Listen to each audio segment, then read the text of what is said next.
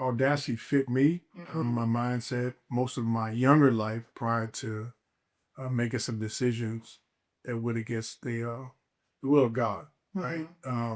So Audacity is overconfidence, arrogance, a little narcissism, just a winner, right? And so sometimes one of the things I learned along the way is one of the worst things that happened to a man, is a person, is to win the wrong way. God gave me an opportunity to do something different that I've always done, just without the agenda, the arrogance, or the audacity. Welcome back to How the F Is This a Podcast. Today's guest is someone whose story is bold, raw, and powerful. Edward Goode II is the author of Audacity, fueled by Invincible Ignorance to Win. He's been through the rise and the fall and the rebuild, and he's here to talk about what it means to transform pain into purpose. We'll be diving into his journey from federal prison to personal redemption and the bigger conversations around the justice system, identity, and what it means to reclaim your life. Everybody, welcome Mr. Goode. Thank you. Welcome. We're really happy you're here. Thank you. Glad to be here. We want to start by jumping into your book, and let's start off by just talking about the title. What inspired you to name it Audacity? Well, there are several titles came to mind, but Audacity fit me, my mindset, most of my younger life prior to making some decisions that went against the will of God, right?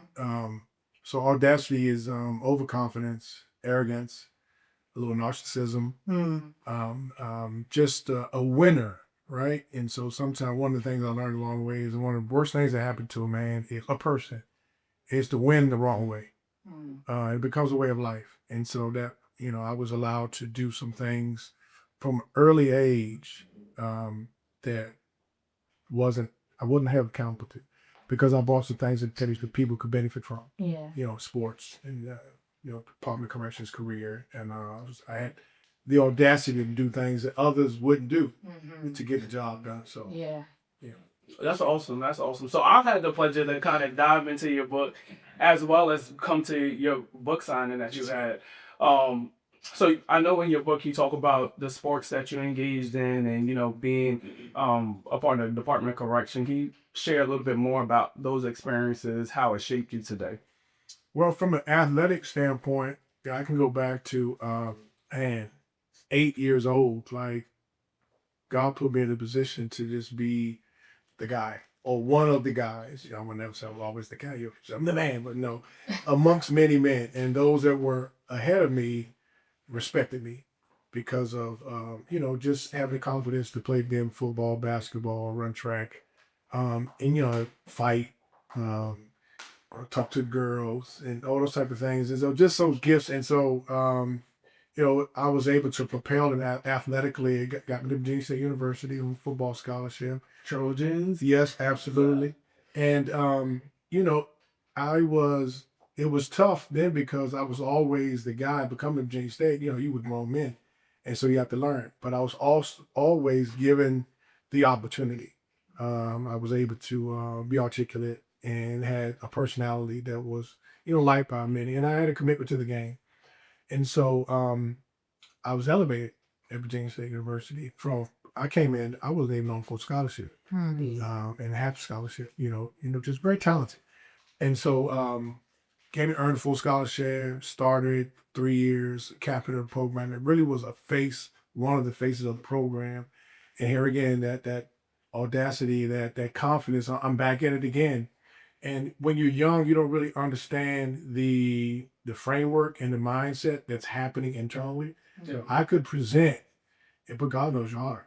But on the inside, I was a whole mess. I'm supposed to be, this is my doing. It's, and God's like, God will allow you to do some things for a long time. Yeah. Until He doesn't. It's like having that imposter syndrome that we talked about before. It's like we do things that we know is not really us, to fit in for whatever, for people, for society, etc. Yeah, absolutely. So I had a great career at Virginia State, had a great college experience, just a good time, man. And I was so blessed to have that. But I went on to law enforcement, didn't want to go back home to Washington, Maryland, PG County.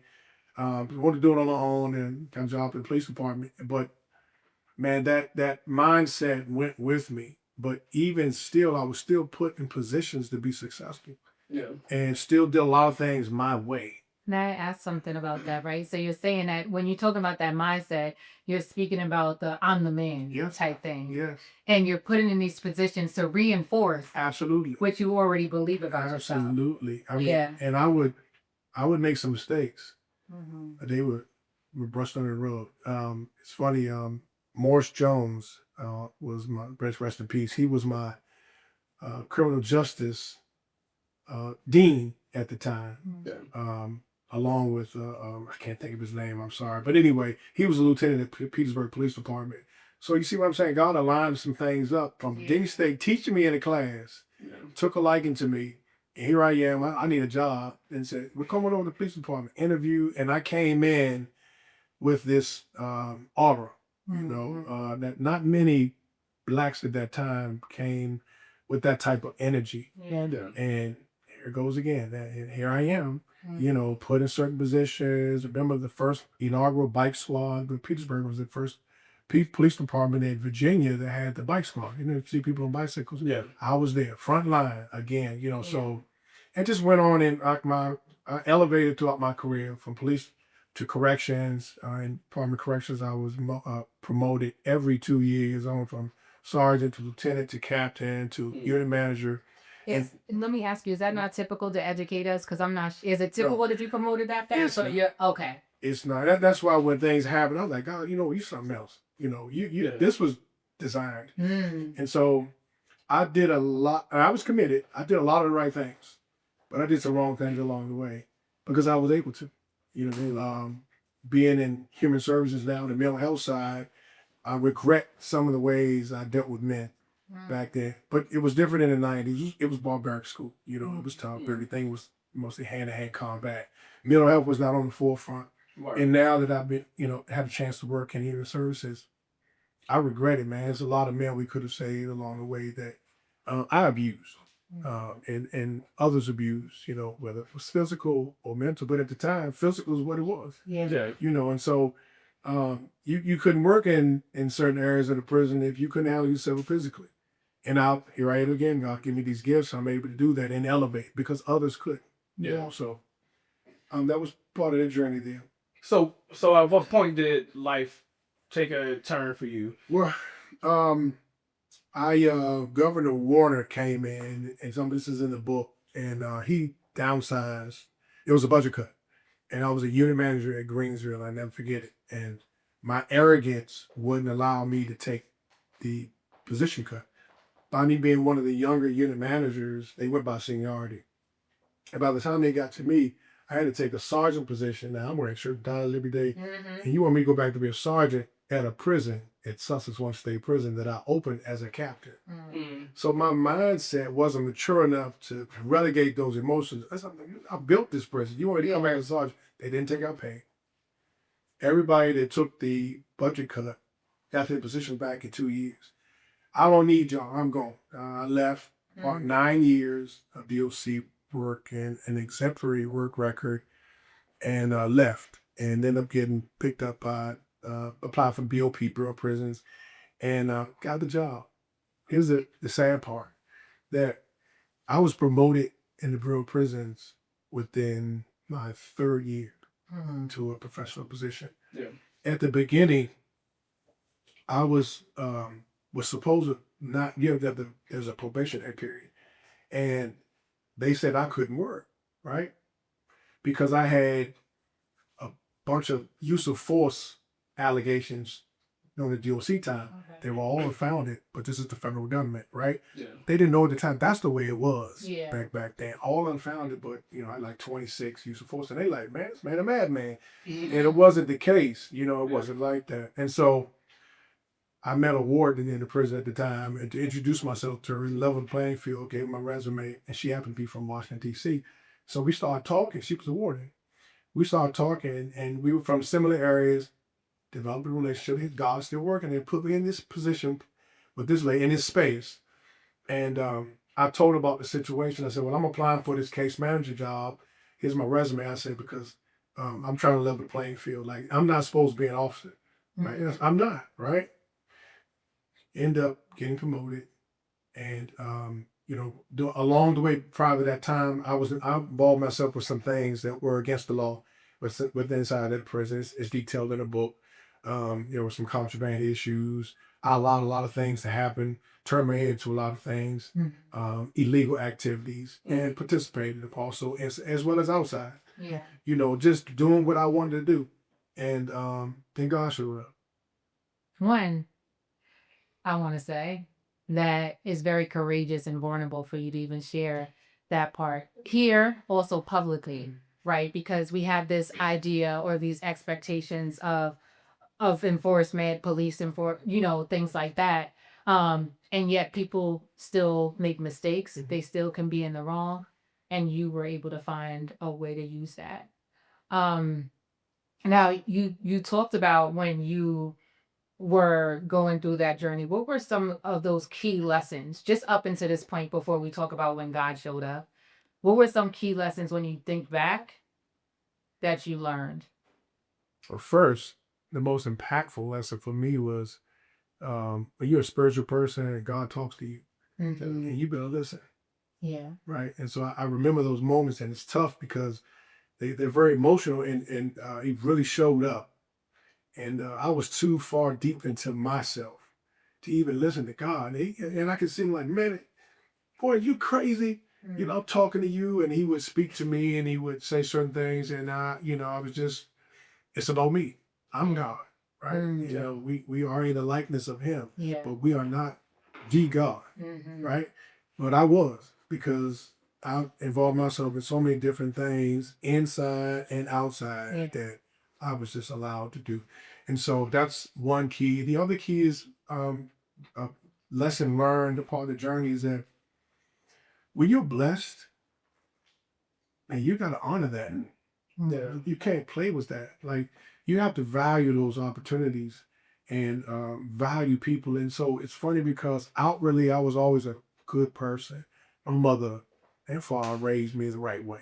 I came up in a neighborhood where you had to earn your stripes. You did what I'm saying? And so was nothing given to me, but when you gotta honor the blessings. Right? You can't just talk it, you gotta live it, right?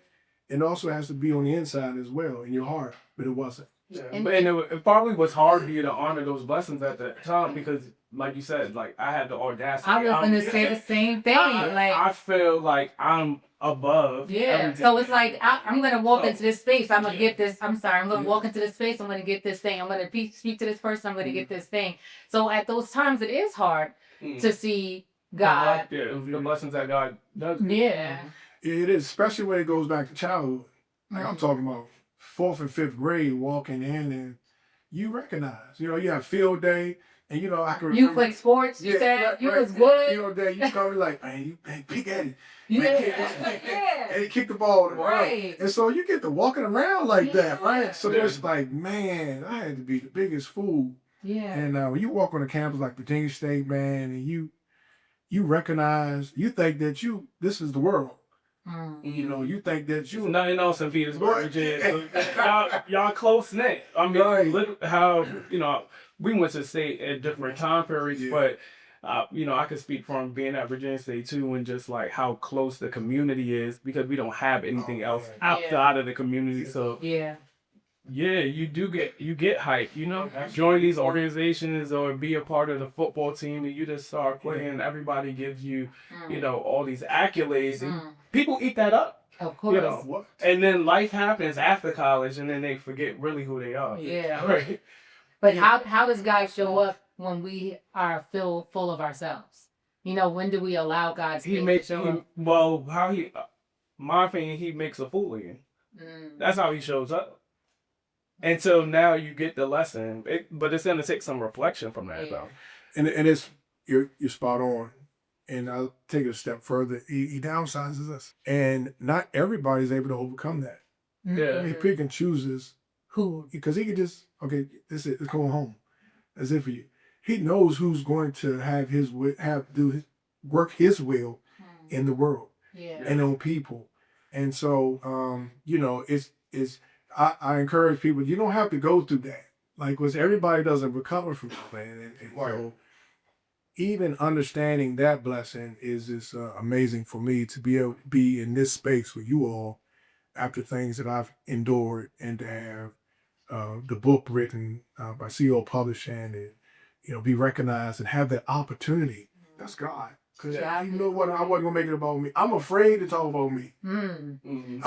So your language has changed since. Well, let's go back, because we did, and thank you for the lessons that you shared with us and also to the listeners. But you said that then God showed up. Yeah. So let's talk about when God showed up for you. I was suspended. I was placed under investigation, and it's funny. I was placed under investigation so many times in my career for not illegal activities, but wrong. Of how I handle situations. Here again, I'm the guy. Like, if there's a problem at work where they can't get back, I'm gonna take care of it. I'm going in the cell, and not because I was the biggest or the baddest, but I also had the ability to talk to guys that were broken and empty, and give them some hope, and have some things subside. So, God showed up, and I went through the legal situation, and I mean, when he showed up, it wasn't a quick process. It was slow. It was like, I'm gonna tear you down. Every root that I built in you, because he knew that just slap me on the hand, as he's done so many years before. That wouldn't do nothing. And God said, I'm gonna break your whole back. Right? And he did. And I mean literally. And some of the audacity that I lived with was part of the reason I was able to overcome. Right? Because I just refused to let you look at me and forget who I was, right? But I'm not presenting myself in that way, but I'm gonna show up, right? And so it was a time when I was in federal prison. I was placed in the hole for the last 4 months of my time, which is the hole is issue of special housing unit for nothing. For nothing. I did nothing but survive in prison, right? And not many people with my background going to federal prison. First, he shipped me 9 hours away from home in Estelle, South Carolina. That's not supposed to happen. It's supposed to be within 40 miles of your home. I was shipped right to South Carolina. No more I had to cooperate. I took my beef. I didn't tell anybody else. I could have. I didn't have to go to prison. But I wasn't made like that. You know what I mean? And I couldn't fathom destroying your life to save mine. Right? And so accountability, which was another test by God. Right? And there's an opportunity for you to get out of this if you want. And so I was in special housing, was placed under investigation, and I lost myself during that time. I mean, really lost myself. I couldn't talk to my son.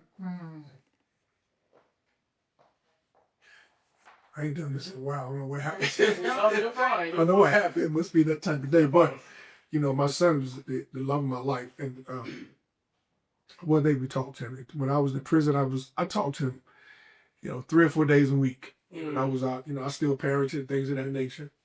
And during that time thank you, man. I'm sorry. No. During that time, I was able to, God just he said, my arrogance started to show up again while I was in prison because I survived, right? And, men, you can put us anywhere in the world, we're going to come up from there, right? You got to come up the right way. And so I think that, I know that God put me inside of the prison, a prison inside of the prison, to make sure that you got it right. You know what I mean? Because I really became, I'm a strong believer, wherever your feet planted, you come up from there, right? I'm not doing no folding, I'm not doing no crying, I'm not doing that, you know what I mean? So, and that's another gift that God gave me. So I was in the hole, and, like the 4th day in there, I had thoughts of suicide. I had thoughts a lot of things. And then God just showed up. He said, do you hear me now? When I tell you that thing broke me, oh my goodness, man. And so that's why I would get emotional now, because to be able to overcome that was just so impactful for me, and I saw him. I saw him. I felt him. I heard him. And it was like, have you had enough? Have you had enough? And that's how tough and thick I was as a person. You know what I mean? And so I I didn't sleep for like 2 days, I think it was. I didn't eat for 3 days. I couldn't eat. I mean, I could barely drink water, right? And after that changed my life. Yeah. At that moment, that was like transformation for me because I understood. He's like, boy, you still think you fly. You know what I mean? You still internally, you inside this belly of the beast, and you still walk around like you like that, right? And not outwardly, because you gotta respect where you are. Yeah, I'm like, hold on. You gotta respect where you are. Yeah. And so I wasn't trying to run my time up and then all that kind of stuff. And I was in a decent spot, wasn't like that, but it's the prison. But a lot of things went on there, So that was transformation for me. And I was able to gather myself at that time, and that cell that I was in for the last 4.5 months became church, conversation with my son, the gym. I started to manifest my life coming home and what I wanted to do, just a lot. So that was gosh. My heart is like this. What? See the super emotion. Thank you so much for sharing that. Impactful story for sure. So how has life being starting as an officer and having all these positions, working in jails, building jails, and now you're locked up in a prison? How has that changed your perspective on life today? Humility, grace for people, just life overall, man. It just slowed me down in so many ways. And I think one of the most, if not the best gift we have as people is to inspire, to give back to others. Sorry, no, it's not. Is to give back to others. And I've always been that person, but I always had an agenda for me at the end of it. It benefited me. And there were certain situations I knew I could benefit, and I would slide on in there and do what I need to do to make person shine, make person shine, if I could benefit it. And now, so you go from making, I was making about $80,000 a year back then to inside prison making 57 cents an hour. Right. And dude's mad because I'm making 50 cents. That's like top pay, right? I got. So you still, Probably making like what, 15 cents or something like that, right? 27. but you still making more. Still winning, right? And then that happened because one of the guys that worked in the rec, I was a rec clerk, was in training with me. How imagine that? He was in Glencoe, Georgia, in training with me, and here I am. When I saw the dude, he broke down and cried and walked away. Wow. Yeah.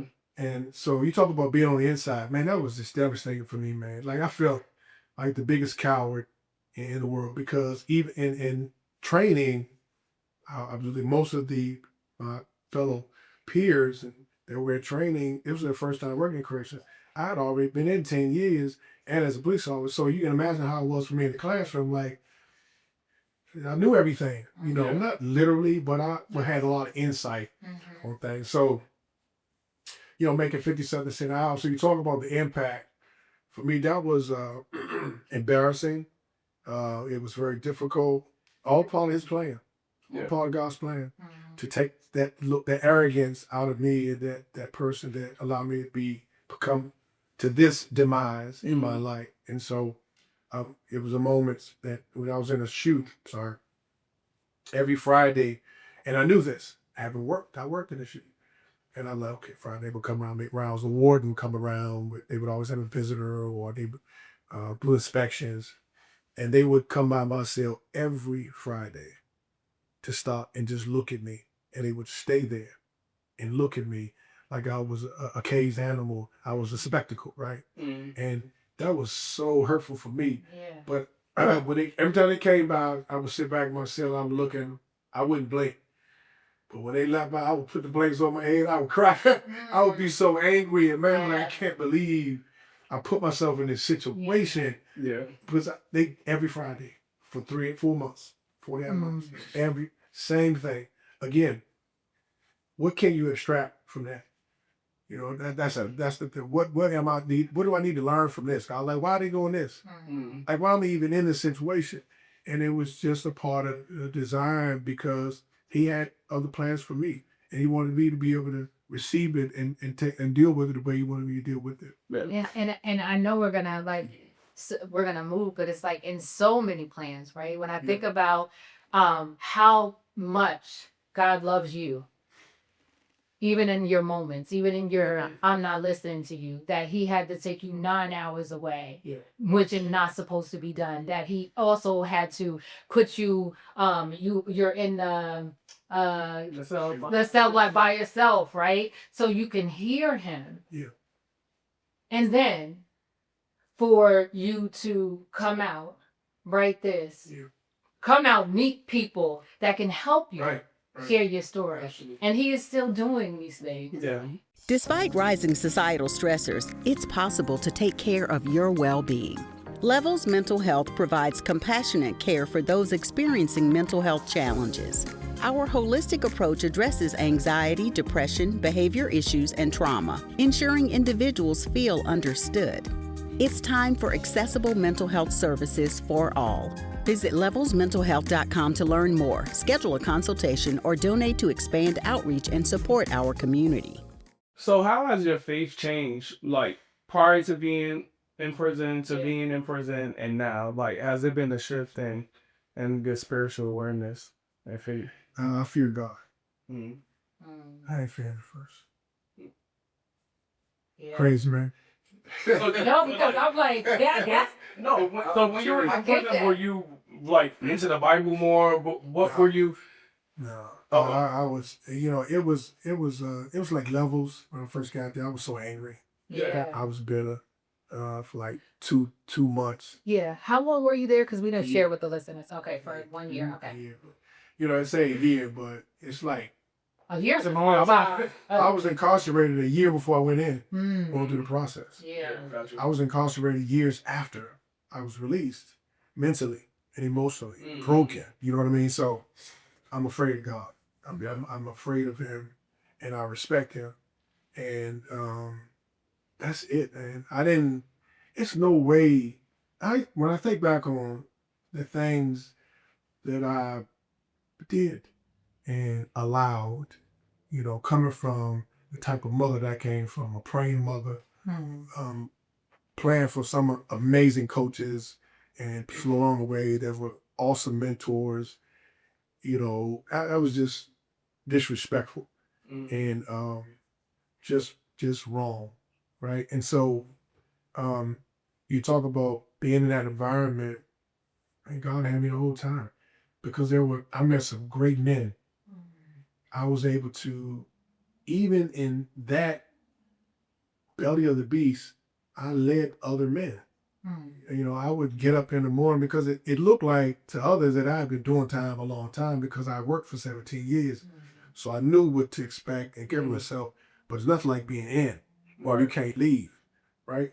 And so I used to get up and count clear at 5. I was on a rec yard at 5:30 by myself. I would run 5-6 miles. I would work out pull-ups, push-ups. I mean, this is the first week I got in. Like I'm locked in, right? And then other guys started showing up in the morning, and I'm like, and myself like, man, I don't want to be with y'all guys, man. And so they start calling me top 36 times. So I'm trying just to work with you in the morning. I'm like, man, I don't want to be hanging. I'm not down like that. Hey, hold on. Do you know who I am now? But that was a part of the in denial part though. Yeah. You know, of like I'm here. Like I really have to do this. Yeah. Right now, so. Yeah, man. Acceptance, man. And I end up you know, just being a big brother to a lot of guys. I end up you know, teaching some GED English to some guys in there along the way. Just a lot of things, man. I'm like, man, God, you still put me in positions to win. Yeah. And so I remember those things along the way. So then when you was released, that's when you started human services, right? Yeah. Oh, but you previously wanted to do human services while you were still an officer, but for whatever reason. Yeah, you know, Why didn't that happen then? well, the case jumped out, and I was working in group homes, things of that nature, and had some opportunities to some ownership and things of that. But yeah, just went left. Oh well. Just went back. So then you jump back in and you was this. Yeah, the door opened for me, man. There's a lady that I'm gonna call her name, Tara George. She's an amazing person. I call her boss lady. She owns her own human service program, ALS, and I'll never forget it. I went for it. I said, man, let me just go for an interview and see what happens. Yeah. And she hired me, and I cried because I'm like, man. And I said, I kept saying, I'm so sorry, I'm so sorry. And she was like, no, you good. And so, I'm like, man, God, you know what? You something else, man. You know, I just first interview, I come out and I get this job in that field. But I had interviewed for several jobs before that. And I was at my wit's end. Because I'm going to interviews and I'm like, look, I'm answering the 10 questions they got in the first 2. Right. Right? Department of Social Services, several positions there, other areas, probation. I'm like, man, I'm your best candidate. I know what's happening. Right. I'm gonna appreciate these little pennies that you're paying me, right? And it didn't matter about the pay. I didn't count the cost. I want the opportunity. And so I'm talking about maybe 16 professional jobs that I went for. And I started saying to myself, man, am I supposed to even be working in the professional? Do I need to be laying bricks, construction? Like, what's happening right here? And that happened. And so, God again said, no, I'm not going to let you come out here and just get a job. Yeah. Because you're too fly. I'm going to go ahead and let you interview and be turned down. Man, I remember, man, I was hired out of an interview for social services position.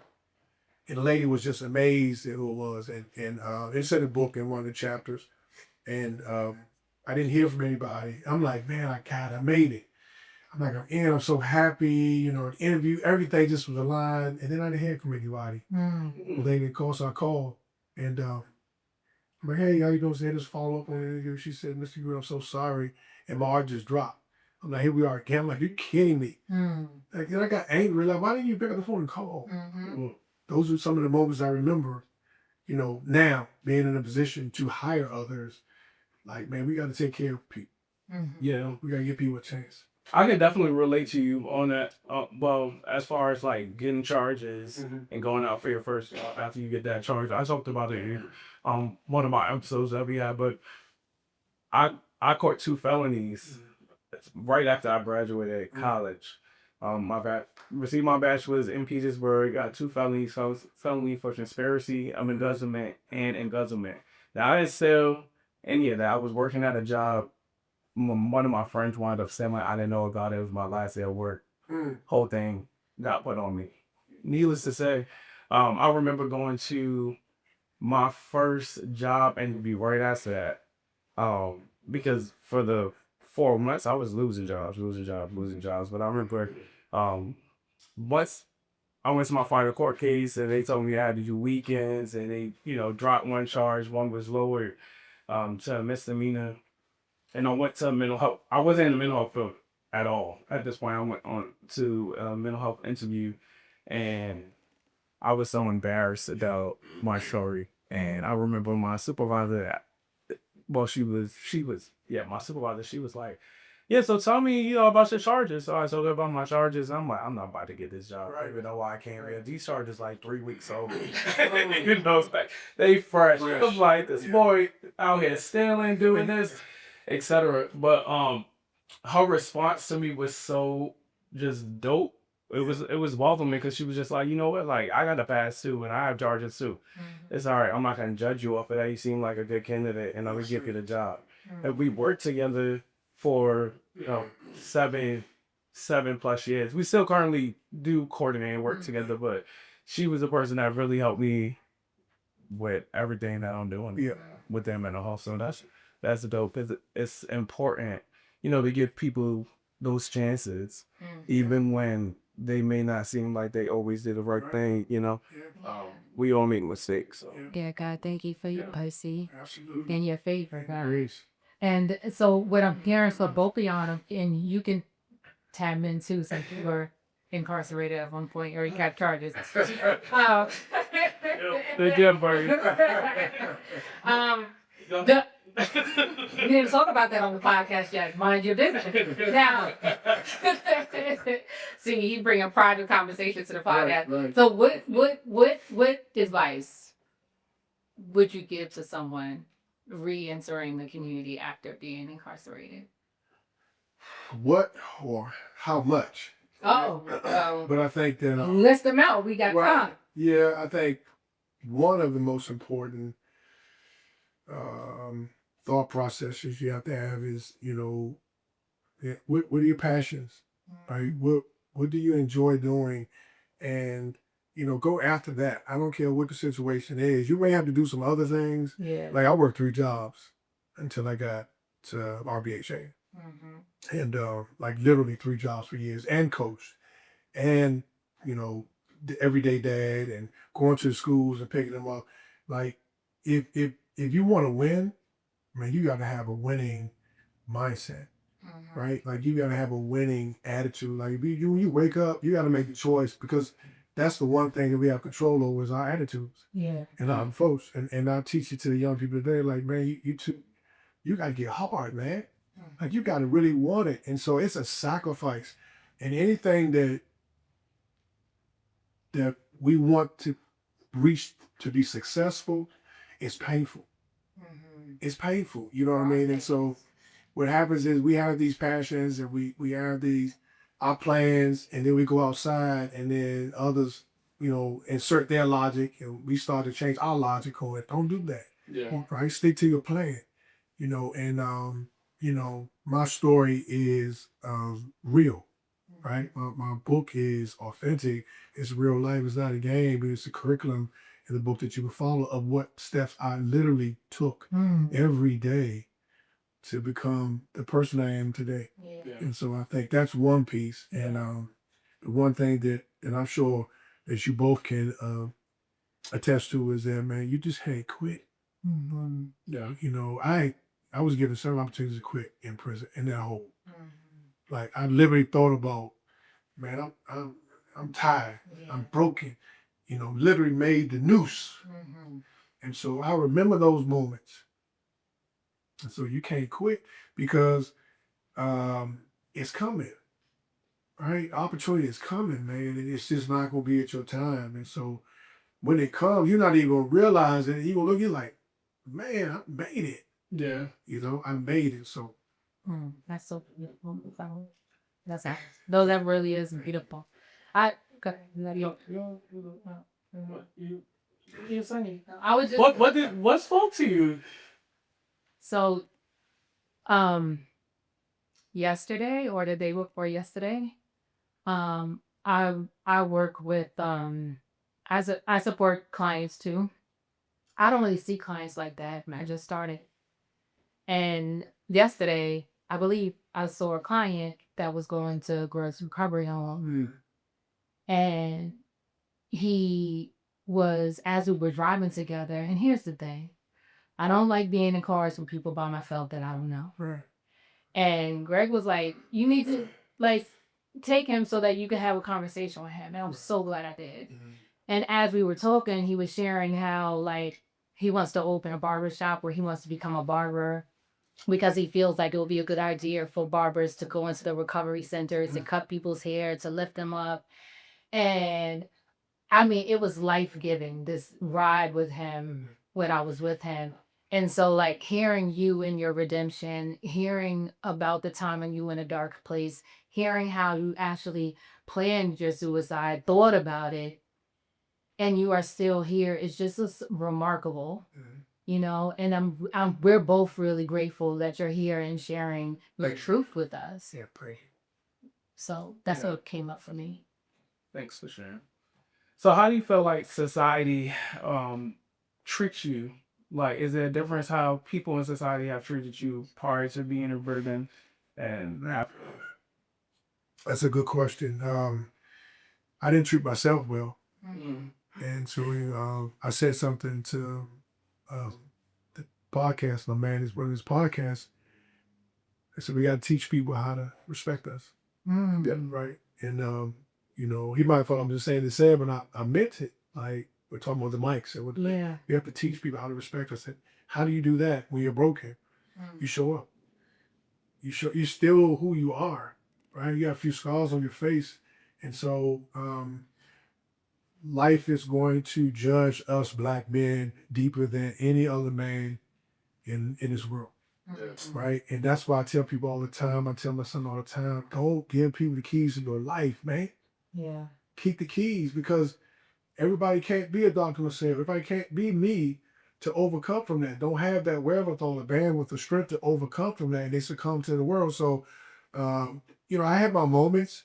I can share, we have time to share a moment where I've done my time. I didn't have a fine. I'm off probation. I went back to coaching.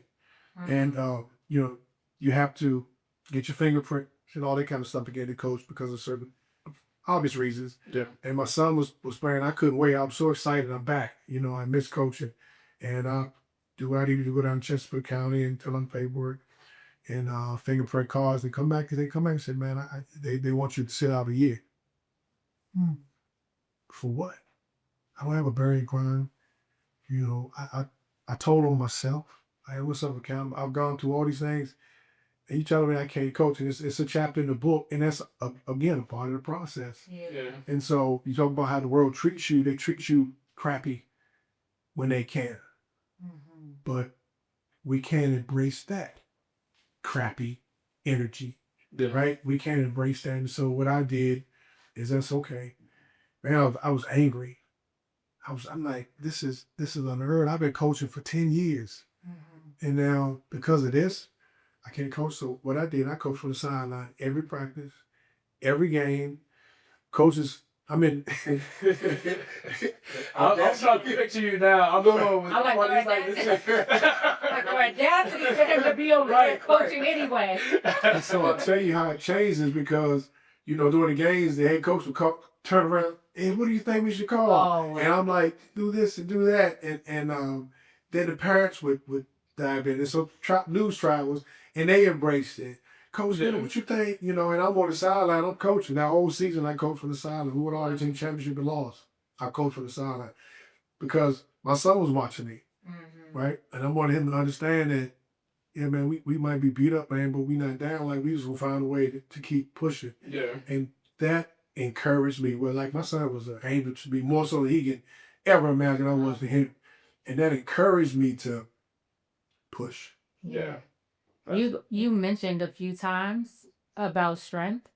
You also mentioned that throughout your life you grew up with this reinforcement of being strong. Oh yeah. And so what we do like to do in this podcast or in these conversations is to talk about the range.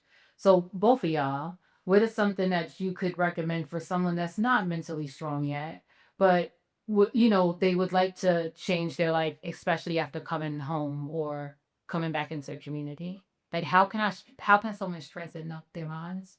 Yeah. No, sorry. I mean, I would say the first thing is you need to find that support. Yeah. Right? So not everybody has a family member or a friend, but there's a lot of programs, re-entry programs. If you went into prison and had a substance use issue prior to, you can go to a substance use program. Nonprofits. There's a depending on what city you're in, there may be programs for re-entry. And those programs, their job is to help you get reconnected back into society, right? And a part of that is to help you with identifying that support group that can help you on the way with things too. But you have to have an open mind for sure. You can't block people out, Right. because at this point you can't do it by yourself. Nothing we done, we get by, right? And I think that sometimes people struggle, especially those coming out of re-entry, because they feel, they may be in this deep depression and anxiety and this deep hole. They feel like, hey, I need to just shut out everybody, right? But that's not the answer. The answer is to let everybody in, Yeah. because that's how you're going to be able to move forward. Yeah. And like, Yeah, that's good. Ed, do you have anything you'd like to add? I agree. I mean, all of them spot on. It's tough when you don't have support. And then, I worked in prison system for 17 years. The recidivism rate is so high because of lack of support. They got to come back to the same environment, same neighborhood, same house to where they were, with the cars and abused. So, but I say this, and I don't say it loosely or any place of arrogance, and you got to want it. yeah, Right? It's a mindset. You gotta you can't have the support system working harder for you. Yeah. Because it's not gonna work out. What? Not It's not gonna work. Yeah. And it's unfortunate our younger people today, act so entitled. And how you entitled being you a fella? Yeah.